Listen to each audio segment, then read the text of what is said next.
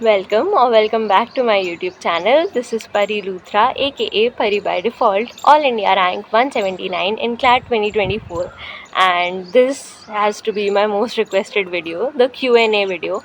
I received around 70 to 75 responses on this one, and I'll try to pick up the most frequently asked questions, the most relevant questions abhi ke liye, but definitely I'll answer all the questions once I get free. Reason being, I'm starting college in less than 2 weeks. So right now I have to pack, I have to shift, and I have to book everything. Abhi my tickets and everything is thoda pending. So I need time, and college जाके भी once I settle in 10-15 days, उसके बाद ही मैं further videos ला पाऊँगी. Of course there'll be vlogs तो सबसे जल्दी आ जाएंगे, but CLAT informative videos के लिए I need a little time. So I hope you spare me with that. And माहौल से समझ में आ रहा होगा, मैं सुबह के 5 बजे ये वीडियो शूट कर रही हूँ, and I haven't slept the previous night. I don't know why I am saying this, but it feels good to be a creator at this point कि आप मत सो फिर भी आप हसल करे ही जा रहे हो. सो विदाउट एनी मोर बकवास, let's get into this video. Firstly, we are taking up Nalin Singh's doubt.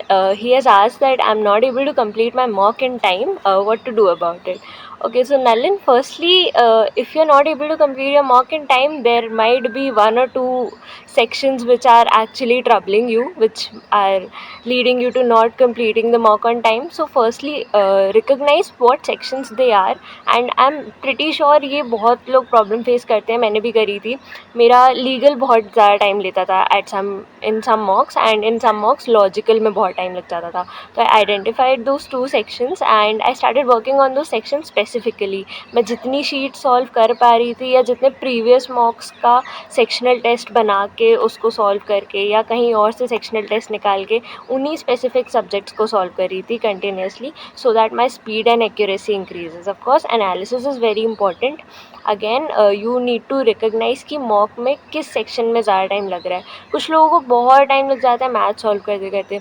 और एक तो सीधी सी बात यह है कि अगर किसी भी सेक्शन में टाइम एक्सीड हो रहा है, द पॉइंट यू सी कि टाइम एक्सीड हो रहा है, उसको वहीं पे छोड़ो और नेक्स्ट सेक्शन पे मूव ऑन करो जब तक, क्योंकि it's a mock, it's not your real exam. आप मॉक्स में ये चीज़ कर सकते हो कि जहाँ टाइम एक्सीड हुआ आप आगे बढ़ जाओ, आप दूसरे सेक्शन में चले जाओ, क्योंकि स्कोर भी नहीं कर पा रहे हो, बैठे हो स्टक, तो it doesn't make sense. Firstly practice the sections जो आपको ट्रबल कर रहे हैं, जो मॉक कंप्लीट नहीं होने दे रहे हैं. सेकेंडली, जहाँ पे भी जैसे आप मॉक देने बैठो टाइम एक्सीड हो रहा है, आपने फिक्स कर लिया है कि आपको इस सेक्शन पे इतने ही मिनट्स देने हैं based on the number of questions. जितने क्वेश्चंस होते हैं आई थिंक उतने मिनट्स या उससे 5 मिनट ज़्यादा. मान लो 30 क्वेश्चन है किसी सेक्शन में, तो 35 मिनट्स दो मैक्स, उससे ज़्यादा मत दो. तो डिपेंडिंग ऑन दैट, जैसे ही वो चीज़ एक्सीड होती है, just move on, go to another section and start solving. क्योंकि ऐसे में क्या होगा ना, आपका माइंडसेट बन जाएगा कि आपको इतनी देर में करना ही करना है. तो कुछ पॉइंट्स के बाद, कुछ मॉक्स के बाद आप अपनी टाइम लिमिट तो देखो फर्स्ट ही मॉक में सेट कर लिया आपने कि 2 घंटे में आपका कंप्लीट तो हो गया. ऑब्वियसली छूटा जो सेक्शन छूटा, अब उसके बाद उस सेक्शन में जाके उसको स्पेसिफिकली पढ़ो कि आपने क्या मिस करा, किस वजह से आप स्लो हो रहे हो, फिर उसको go ahead with the particular section. And let's get on to another question now. Bhavya Tiwari has asked that suggest important topics for static GK.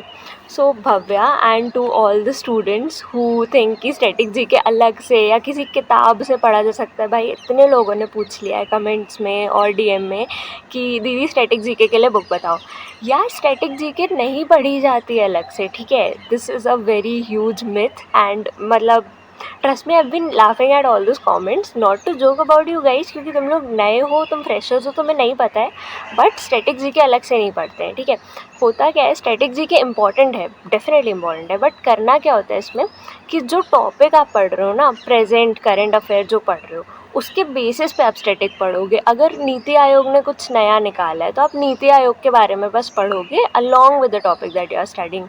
अगर आप वैसे इलेक्शन न्यूज़ उतनी इंपॉर्टेंट नहीं है, सिंस बहुत ज़्यादा सिवियर चेंजेस, कैबिनेट मिनिस्टर्स, ये वो बहुत कुछ हुआ नहीं है. मान लो आपको इंटरनेशनल टॉपिक पढ़ रहे हो, कोई समिट पढ़ रहे हो, अभी G20 आएगा towards the second half of the year, तो जब आप G20 पढ़ोगे तो आप उसके बारे में पढ़ोगे ना, G20 कहाँ से ओरिजिनेट हुआ, G8 क्या था, G7 क्या है, उसके स्टैटिक्स, और जितने ऑर्गेनाइजेशंस हैं इसमें, अभी अफ्रीकन यूनियन ऐड हुआ है उसके बारे में पढ़ोगे. आपको अलग से स्टैटिक जीके नहीं पढ़ना है। ये जो ल्यूसेंट और पता नहीं कौन कौन सी बुक तुम लोगों ने बोल रखी है, ये सब कुछ नहीं करना है भाई। करंट अफेयर्स पढ़ो, उसके बेसिस पे स्टैटिक पढ़ो, उसका जो स्टैटिक है केवल वो पढ़ो, अलग से कुछ पढ़ने की ज़रूरत है। एंड बहुत सारी चीज़ों का स्टैटिक सेम होता है, मतलब इंटरनेशनल ऑर्गेनाइजेशंस की अगर बात हो रही है, अगर उन्होंने कोई रिपोर्ट निकाली है, कुछ भी निकाला है, तो WHO पढ़ोगे, WTO, IMF, वर्ल्ड बैंक, ये सब, ये बहुत कॉमन स्टैटिक जीके है। इसको थोड़ा बहुत अलग से पढ़ना है तो पढ़ लो, बाकी इट डजेंट मेक सेंस अलग से कुछ भी स्टैटिक नहीं पढ़ना है। जो करंट अफेयर है उसके साथ जो स्टैटिक है केवल वो पढ़ना है। Now another question is from Nidhi Vadhavan, and it is how to manage school along with CLAT prep, especially during school exam days. बहुत बड़ी क्वेरी। मैं पर्सनल एक्सपीरियंस अपना शेयर करती हूँ और फिर और भी लोगों के बारे में बताती हूँ जिन्होंने मेरे से बेटर मैनेज करा है। आई थिंक मैंने उतना अच्छा मैनेज नहीं किया, क्योंकि मेरा क्या सिचुएशन था कि मैं स्कूल नहीं जाती थी। मैं honestly I haven't attended school, मेरी अटेंडेंस बहुत लो थी, मतलब आई थिंक 5% भी नहीं होगी, ठीक है। तो स्कूल तो मैं पहली चीज़ जाती नहीं थी। एग्ज़ाम डेज़ ऑफ कोर्स मैंने एग्ज़ाम्स दिए हैं, मैंने मिड टर्म्स दिए हैं, कुछ प्री बोर्ड्स भी दिए हैं, मिड टर्म्स तो दिए हैं मैंने। तो मिड टर्म्स में सितंबर की बात है, एंड उस समय ना हमारी जीके मैराथन की क्लासेस होती थी, तो मैं एग्ज़ाम में जाती थी, 1.5 घंटा या 2 घंटा पेपर देती थी, उसके बाद परमिशन लेके नोट लिखवा के भाग के घर आती थी, फिर भाग के कोचिंग जाती थी 11 बजे। तो आई थिंक हमारा 8 से नहीं, हमारा आई गेस 9 से 12 एग्ज़ाम होता था और मैं 10 साढ़े 10 बजे घर आ जाती थी। तो ठीक है, ये नहीं करना है, ये एफिशिएंट टाइम मैनेजमेंट नहीं होता है, ये मन चुराना होता है। सीधी बात है कि आप एक चीज़ पे पूरा फोकस कर रहे हो, आप मैनेज नहीं कर रहे हो, आप सिर्फ फोकस अपना जो है वो डिवाइड कर रहे हो। तो मैं एक बेटर आई थिंक अप्रोच बता सकती हूँ। A lot of my friends have done that. So school जा रहे हो उस दिन मतलब when you are coming back at 2 PM और 3 PM आई एम अज्यूमिंग, तो 1 घंटा या 2 घंटा अपने आप को दो, उसके बाद बैठो पढ़ने, सो दैट माइंड भी रिलैक्स हो जाए और आगे पढ़ पाओ। एंड आप 4 घंटे आराम से पढ़ सकते हो यार। अगर आप 5 बजे तक भी रेस्ट कर रहे हो, 6 तक भी कर रहे हो, तो आपके पास स्टिल रात तक का टाइम है, आराम से रेस्ट कर सकते हो। एंड एग्ज़ाम डेज़ में क्लैट प्रेप को 4 घंटे से 2 घंटे पे ले आओगे तो कुछ नहीं बिगड़ जाएगा। 1 हफ़्ते या 2 हफ़्ते चलते हैं स्कूल के एग्ज़ाम, तो उससे लंबे नहीं चलते हैं। पहली चीज़, स्कूल के एग्ज़ाम्स अगर आप 12th में हो तो इम्पॉर्टेंट नहीं है। रीज़न होता है कि आपको देने अल्टीमेटली बोर्ड्स हैं। इन सब से आपके ना मार्क्स आ रहे हैं ना कुछ आ रहा है, ना आपका इंटरनल इससे जुड़ेगा, क्योंकि इंटरनल के मार्क्स देने के लिए भी बाहर से कोई आएगा इंसान। तो ये सब पहली चीज़ तो इम्पॉर्टेंट नहीं है। दूसरी चीज़, अगर आपको रिविजन बेसिस के लिए देना ही है या कंपलसरी कर दिया स्कूल ने कि आपको पेपर देना पड़ेगा, तो उस समय के लिए क्लैट प्रेप को हॉल्ट कर दो। It will not affect you in the long run. जिस दिन पेपर ख़त्म होगा उस दिन छुट्टी लेके उस दिन मत पढ़ना। नेक्स्ट डे से 4 घंटे की जगह 5 या 6 पुट इन करना 2-3 दिन के लिए, सब कुछ कवर हो जाएगा। थोड़ा बहुत जीके ही छूटेगा, उससे ज़्यादा कुछ नहीं छूटेगा, सब कुछ कवर हो जाएगा। एग्ज़ाम डेज़ में अगर आप फोकस्ड हो, अगर आपको रियली स्कूल एग्ज़ाम्स में ढंग से अपीयर होना है, तो उसका पढ़ लो, पहले स्किप कर लो थोड़े टाइम के लिए क्लैट प्रेप, इतना नहीं उस पर इफेक्ट जाता है, क्योंकि आप ऑलरेडी इतने टाइम से प्रिपेयर कर रहे हो ना अगर अच्छे से, तो बीच में थोड़ा बहुत हॉल्ट देना 1-2 हफ्ते का will not affect you a lot. घंटी कहाँ से बज रही है? बंद हो गई। मैं बोल रही थी तब नहीं बंद हो रही थी। सो दिव्या हैज़ आस्क्ड कि सपोज मार्क्स 90+ आ गए एंड रैंक कम आया, तो NLU एक्सेप्ट करती है क्या? तो देखो, पहली बात, ये जो सिलेक्शन क्राइटेरिया वाला क्वेश्चन है, ये बहुत आता है कि भाई किस बेसिस पे सिलेक्शन होता है, क्या होता है, मार्क्स कितने लाने पड़ते हैं। मार्क्स पे नहीं होता है, ठीक है, सिर्फ रैंक पे होता है। कुछ मैटर नहीं करता, सिर्फ रैंक मैटर करती है। मार्क्स मैटर नहीं करते हैं, क्योंकि कट ऑफ के हिसाब से, मतलब आई थिंक जो मार्क्स कट ऑफ वाली बात है वो लेवल ऑफ डिफ़िकल्टी पे डिपेंड करता है, ठीक है। पेपर आसान आएगा तो किसी के 120 में से 120 भी आ सकते हैं, ठीक है। हाँ, नीट नहीं है पता है मुझे, पर फिर भी आने को आ सकते हैं यार। And otherwise like low cut off भी जा सकता है। ऐसा भी हो सकता है कि जो AIR 1 आए उसकी 95 ही आए, उससे ज़्यादा नहीं आए किसी के। तो there is nothing to do about marks, वो सिर्फ रैंक पर डिपेंड करता है। एंड मैं एक लिस्ट लगा दे रही हूँ यहाँ पे of the cut off ranks this year की, अभी जो, क्योंकि 5th लिस्ट आ चुकी है हमारी, तो ये लिस्ट है, ये टॉप 6 NLUs की है, ये आप देख लो। कि कट ऑफ रैंक क्या जा रही है टॉप 6 NLUs में। Although we have 23-24 NLUs and उसमें से एक NLU दिल्ली है, वो एलेट करवाता है, बट क्लैट के बेसिस पे सिर्फ रैंक होती है, रैंक के ही बेसिस पे एंट्री होती है। बोर्ड्स के मार्क्स, क्लैट के मार्क्स, किसी के मार्क्स, किसी की ग्रेड कुछ मैटर नहीं करता, सिर्फ आपकी क्लैट रैंक मैटर करती है, that's it. And of course if you have some reservation, some quota, then definitely it will help you in getting an admission, in scoring a seat actually, in securing a seat, but otherwise कुछ भी matter नहीं करता है। Okay, Adi has asked कि is it necessary to do legal theory and concepts, and if yes then an overview or thoroughly। तो मैंने legal reasoning की video बनाई है and first check that out. Basically उसमें जो मैंने सिलेबस बताया ना तुम लोगों को, 4 सब्जेक्ट्स बताए और चारों का जो सिलेबस बताया, वो करना ही करना है, वो अच्छे से करना है, रटना कुछ नहीं है, एक एक बार या दो बार रीड करना है, क्योंकि वो आपके मैक्सिमम मॉक्स में आता होगा, आपने अगर नोटिस किया है तो। और CLK को पढ़ना है, करेंट लीगल नॉलेज जो होता है उससे अपडेटेड रहना है, बस दैट्स इट। ओवरव्यू ही चलेगा, किसी भी चीज़ को रटना तो है नहीं क्लैट में, हाँ GK के अलावा, GK रटनी पड़ती है, बट लीगल में कुछ नहीं रटना है, इट्स जस्ट कि आपको ध्यान रखनी है चीज़ें। और ये जो सेक्शंस और आर्टिकल नंबर की आर्टिकल 143 क्या था, ये सब पढ़ने की ज़रूरत नहीं है, मुझे भी याद नहीं है क्या था, तो जो भी हो ये सब कुछ भी पढ़ने की ज़रूरत नहीं है। आपको सब्जेक्ट मैटर पता होना चाहिए कि जो लिखा हुआ है उसका मतलब क्या है, बस उतना समझ में आना चाहिए, उससे ज़्यादा कुछ नहीं होता है। तो that's that. So Shreya has asked कि is there any difference between critical and logical reasoning. भाई I suppose you are asking about analytical, but basic बता देती हूँ। तो लॉजिकल रीजनिंग या क्रिटिकल रीजनिंग तो हम सिमिलर टर्म्स में बोल देते हैं, बट होता क्या है कि वन इज़ एनालिटिकल रीजनिंग, जिसमें verbal, non verbal, coding, decoding और ये सब क्वेश्चंस आते हैं, पैटर्न्स वगैरह के क्वेश्चंस आते हैं, जिसमें कुछ भी स्टेटमेंट बेस्ड नहीं होता, बस आपको पजल टाइप के क्वेश्चंस आते हैं, आप समझ रहे होगे इस चीज़ को। एंड वेयरएज क्रिटिकल रीजनिंग में सब कुछ स्टेटमेंट बेस्ड है, पैसेज बेस्ड है। क्रिटिकल रीजनिंग बेसिकली क्या होता है, मैं बेसिक बता देती हूँ, होता क्या है क्रिटिकल रीजनिंग। एक पैसेज है, it's about some topic where the author has expressed his और हर ओपिनियन कि मैं क्या सोचता हूँ इस पर्टिकुलर चीज़ के बारे में, या हैज़ प्रेजेंटेड एन ओवरव्यू और एन एनालिसिस कि ऐसा ऐसा ऐसा हुआ था, अब एंड लास्ट में कंक्लूजन दे देना, या बीच में ऐसा कुछ हिंटेड कंक्लूजन कि आई थिंक पर्सनली कि ऐसा है। मतलब एक ओपिनियन तो ऑथर ने प्रेजेंट किया ही हुआ है, चाहे बहुत ज़्यादा फैक्ट्स दिए हैं या बहुत ज़्यादा फैक्ट्स नहीं दिए हैं, ठीक है। अब जो फैक्ट्स हैं या जिस बेसिस पे ऑथर अपना कंक्लूजन फॉर्म कर रहा है उसको हम प्रेमिस बोलते हैं। कुछ ऐसी चीज़ें होती हैं जो ऑथर ही अज्यूम करके चलता है कि हाँ ऐसा हुआ होगा, या दिस कुड बी, इस वजह से ऐसा हो गया, वो आप पढ़ोगे तो समझ आएगा, उसको हम assumption कहते हैं। And premise actually leads to forming an argument and then an opinion, and उसका opinion he in most cases conclusion होता है। तो ये सारी चीज़ें आपको फिगर आउट करनी आनी चाहिए। बेसिकली आपको आपकी लॉयर वाली स्किल्स सिखा रहे हैं। Now Raunak has asked and a lot of others have also asked कि which books and resources to use for practising questions for CLAT.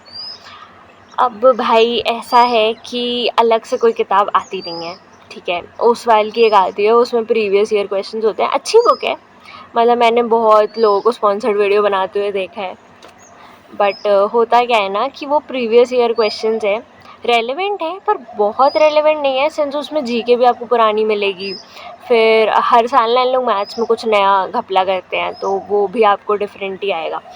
Paper obviously हर साल डिफरेंट आएगा, बट वही है, PYQs रेलिवेंट होते हैं, बट आप PYQ पर रिलाई नहीं कर सकते ना, उसमें सिर्फ 10 साल के PYQ, उसके अलावा क्या करोगे। तो ऐसी कोई किताब नहीं होती। ऑनेस्टली बोलूँ तो कोचिंग्स हैं, और कोचिंग्स का ही स्टडी मटेरियल होता है जिनमें मॉक्स और बुक्स वगैरह इंक्लूडेड होती हैं। बुक्स के अंदर सेक्शनल टेस्ट या शीट जिसको बोलते हैं वो होता है, तो आप एक एक करके एक एक शीट सॉल्व कर सकते हो, सेक्शनल टेस्ट दे सकते हो। Now since obviously I have to reveal this, I was a student of Legal Edge and मैं ऑफलाइन स्टूडेंट थी, एंड मेरे साथ क्या था कि I had their material, I have refer to their material. This is not a sponsored video, but वही है कि I found their material to be really helpful. तो या तो आप टेस्ट सीरीज़ ले लो या मुझे DM कर लो, I can help you get materials. And other coachings के भी मैंने मॉक्स ट्राई किए हैं, मुझे मॉक्स किसी भी कोचिंग के ख़राब तो नहीं लगे, मॉक्स अच्छे हैं, मटेरियल मैंने ट्राई नहीं किया तो मैं बता नहीं सकती हूँ। बट अगेन आपको करना क्या पड़ेगा, आप एक्सटर्नली बुक्स मत खरीदो, RS अग्रवाल तो ये तो वो, कुछ भी खरीदने की ज़रूरत नहीं है। आप एक कोचिंग की ढंग की टेस्ट सीरीज़ और मटेरियल का सेट ले लो। अगर परचेज़ नहीं करना चाहते हो तो मुझे DM करो, मैं ट्राई करूँगी कि आपको ऑनलाइन कैसे भी अवेलेबल हो जाए। मेरे पास भी अभी बुक्स रखी हैं, so I will try to provide that to you and you will be good to go. Extra कुछ करने की ज़रूरत नहीं है। External material apart from coaching material is not relevant, not necessary. Shrishti Tripathi has asked, how much time did you study daily?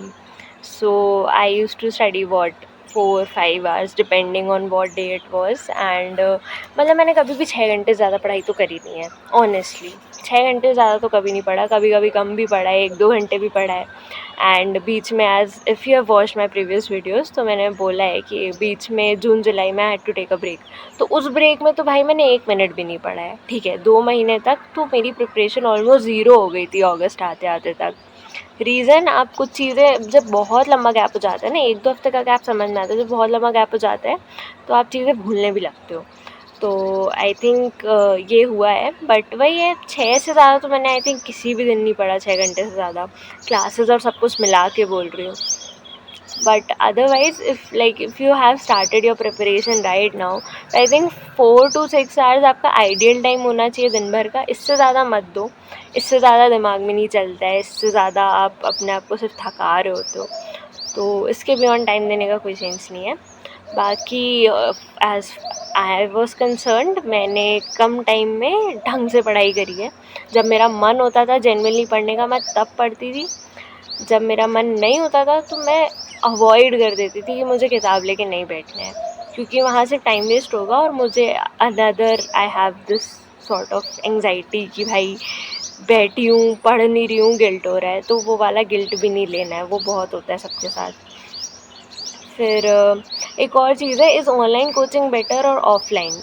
यार honestly offline better है। मतलब online अपन ने कोविड में सब कुछ पढ़ के देख लिया, ऑनलाइन क्लास में कोई नहीं पढ़ता था, ठीक है। अगर आप पढ़ सकते हो and if you really feel कि आपकी कोचिंग बहुत दूर है, आपको लिटरली दूसरे शहर जाना पड़ेगा, आप नहीं शिफ्ट करना चाहते हो या नहीं कर सकते हो, जो भी चीज़ है, तो आप ले लो ऑनलाइन। बट ऑनलाइन में अपने आप को, आपको खुद का मेंटोर बनना पड़ेगा बेसिकली।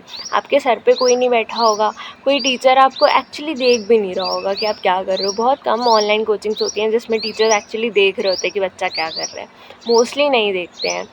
एंड देख भी रहे हैं तो भी खुद का डिसिप्लिन ज़्यादा इंपॉर्टेंट हो जाता है, क्योंकि ऑफलाइन कोचिंग में ना आप देखते हो आपके अराउंड सब लोग पढ़ रहे हैं तो आप पढ़ लेते हो। जब आप ऑनलाइन पढ़ाई करते हो ना, तो आपके घर में सब मतलब बैठे हैं, घूम रहे हैं, मस्ती कर रहे हैं, आप बस पढ़ रहे हो, तो वो एक बहुत डिफरेंट माहौल हो जाता है। या तो कोई लाइब्रेरी या कोई ऐसी क्वाइट जगह देखो जहाँ बैठ के आप क्लासेस अटेंड कर सको और वहीं पढ़ सको।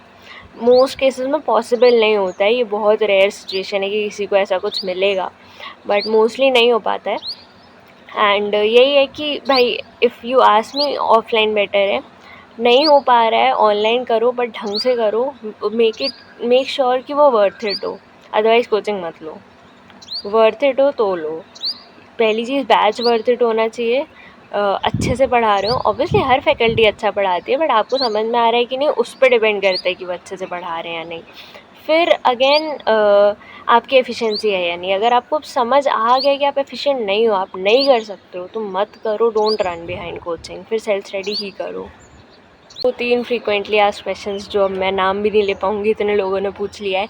What was your CLAT score? My CLAT score was 97.5 marks, ठीक है। एंड रैंक बता ही चुकी हूँ मैं। सेकेंडली लोगों ने पूछा है कि what was your first mock score? तो मेरा फर्स्ट मॉक स्कोर था 49 समथिंग, 48 या 49 something. Now some people would be like आप शुरू से अच्छा कर रहे हो ये वो, बट मैं ऑनेस्टली बता दूँ, मेरा 50s से 60s में ही स्कोर रहा, मैं 90 भी नहीं रीच कर पाई कभी। मेरा एक बार 80+ आया था, एक बार, ठीक है, वो भी आई थिंक अक्टूबर में आया था, नवंबर में वो भी नहीं हुआ। नवंबर में एक भी मॉक में मेरे ढंग के मार्क्स नहीं आए, ठीक है। अब मैं बता रही हूँ मॉक स्कोर कितना मैटर करता है, कितना नहीं मैटर करता है, आप इसी से जज कर सकते हो। समवन हुआ स्कोर 97.5 इन क्लैट, बट उसमें इतना फ्लक्चुएट हो रहा था मॉक्स में। तो ये डिपेंड करता है यार, क्योंकि क्लैट का फिक्स सिलेबस नहीं है। अगर यही चीज़ मैं जेईई और नीट पे बोल रही होती ना, तो लोग बोलते हैं आपने पेपर लीक करा है। बट क्लैट में ऐसा नहीं होता ना, क्लैट में फिक्स सिलेबस ही नहीं है, आप क्या पेपर लीक करोगे भाई। आप पेपर लीक भी कर दोगे तो भी किसी को आंसर नहीं समझ में आएगा, वो इतना भयंकर पेपर होता है। तो डिफरेंस आ जाता है। अगर आप कम स्कोर कर रहे हो, आपका स्कोर स्टक है, स्कोर स्टक के लिए मैं बहुत सेपरेट वीडियो, बहुत डिटेल वीडियो लाने वाली हूँ, इसलिए मैं इस वीडियो में बात नहीं कर रही हूँ। बट अगर आपका स्कोर लो जा रहा है बहुत, या आप इनिशियली बहुत डिसअपॉइंटेड हो अपने स्कोर से, मत रहो। क्योंकि मैंने ये बहुत एक इंसिडेंट बताती हूँ, बहुत पर्सनल है। क्या हुआ था कि आई वॉज गिविंग मॉक्स एंड उसमें मेरा 55 या 54.25 आ रहा था। ठीक है, मतलब एक सर्टन स्कोर आ रहा था, 54.25 मान लेते हैं अपन। ठीक है, तो 54.25 आया एक मॉक में। मैं थोड़ी डिसअपॉइंटेड थी क्योंकि मेरा पिछले में 60 आ गया था। तो आई वाज लाइक मैं एक और मॉक देती हूँ। और मैंने आई थिंक सेम डे या नेक्स्ट ही डे सुबह ही सुबह, मतलब मैंने शाम को मॉक दिया, नेक्स्ट डे मैंने सुबह सुबह फिर से मॉक दे दिया। उसमें मेरा 54.25 पॉइंट एग्जैक्ट स्कोर आ गया भाई। फिर मैं कहा अब तो गुस्सा आ रही है भाई, ये क्या हो रहा है, मॉक स्कोर ही नहीं बढ़ रहा। मैंने सेम डे शाम को एक और मॉक दे दिया। 2 दिन के अंदर मैंने 3 मॉक्स निपटा दिए। तीसरे मॉक में मेरे आई थिंक 1 मार्क ज़्यादा आया था। कोई सेंस नहीं है, ये बेवकूफ़ी लाइफ में कभी मत करना। आप सिर्फ अपने आप को बर्नआउट कर रहे हो। पहली चीज़, मेरी गलती क्या थी, मैंने एनालिसिस नहीं करा। ठीक है, मुझे एनालिसिस करना चाहिए था। अगर मुझे पहले ही पेपर में डिसअपॉइंटमेंट हुआ था तो मुझे डिटेल्ड एनालिसिस करना चाहिए था, which I did not do. I clearly jumped to the second paper to prove myself और to improve my score. Whatever नहीं होता उससे इम्प्रूव, मैंने करके देख लिया है। सेकेंड में भी मैंने एनालिसिस नहीं करा, मैं थर्ड पे जंप कर गई। थर्ड में जब जाके मैंने एनालिसिस करा तो मुझे I think first second third तीनों पेपर की गलतियाँ समझ में आई। तो ये बहुत इंपॉर्टेंट है। पहली चीज़, मॉक टू मॉक स्किप मत करो, मतलब जंप मत करो, लीप मत लो, बिना एनालिसिस करे अपने आप को जज मत करो। और मॉक स्कोर्स पे तो खुद को जज करना बंद कर दो, क्योंकि मॉक स्कोर्स का ग्राफ कभी भी सीधा नहीं जाता, कभी भी सीधे अपवर्ड नहीं जाता, कभी भी डाउनवर्ड चलो कभी जा सकता है, बट वो जनरली ऐसे ऐसे जाता है, इट गोज़ जिगजैग ओनली। तो उस पे ज़्यादा वो मत करो, क्योंकि कितने भी आ रहे हो मॉक में, क्लैट में कितने आएंगे वो आपके मार्क्स को डिसाइड नहीं करते हैं। वो आपका ओवरऑल जो प्रिपरेशन है, आपका ओवरऑल माइंडसेट है, थोड़ा बहुत जो आपका आईक्यू है वो भी मैटर करता है। तो मॉक स्कोर्स पे इतना मत स्टक रहो। वीडियो ऑलरेडी बहुत लंबी हो गई है, so I not stretch it further, but yes there are a lot of questions कि सी आर कैसे करना है और कॉन्ट्स कैसे करना है। तो सी आर और कॉन्ट्स के लिए प्लीज़ मुझे थोड़ा सा टाइम दे दो, मुझे सेपरेट वीडियो ही बनाना पड़ेगा। रीज़न बहुत कुछ है समझने के लिए, मैं एक वीडियो में मतलब सिर्फ 30 सेकेंड में या 1 मिनट में नहीं समझा सकती हूँ। It needs a proper video like I made for legal and for GK. तो प्लीज़ थोड़ा सा उस चीज़ के लिए वेट कर लो, वो बन जाएगा वेरी सून। एंड क्लैट 5 महीने में या 4 महीने में भी कैसे क्लियर करना है, उस पर भी देखो, बस एक जवाब दूंगी कि हाँ पॉसिबल है। करते हुए देखा है लोगों को, इसलिए बोल रही हूँ कि पॉसिबल तो है 5 से 4 महीने में क्लियर करना। बट उसके लिए भी I will make a separate guide कि बिल्कुल स्टेप बाय स्टेप कैसे करना है। And I hope this video also helps and stay tuned. And of course if you are wondering कि ये क्वेश्चंस जो हैं ये कहाँ से आए हैं, तो ये मुझे इंस्टाग्राम पे भेजे गए हैं। And if you want your doubts to be resolved on another video, so you can also DM me on Insta. Plus we have a new group chat right now for all the CLAT 2025 aspirants. I'll try to make one for 2026 also, but abhi ke liye we have for 2025 aspirants, so you can join that group. DM me, and all the best for your exam. Bye bye.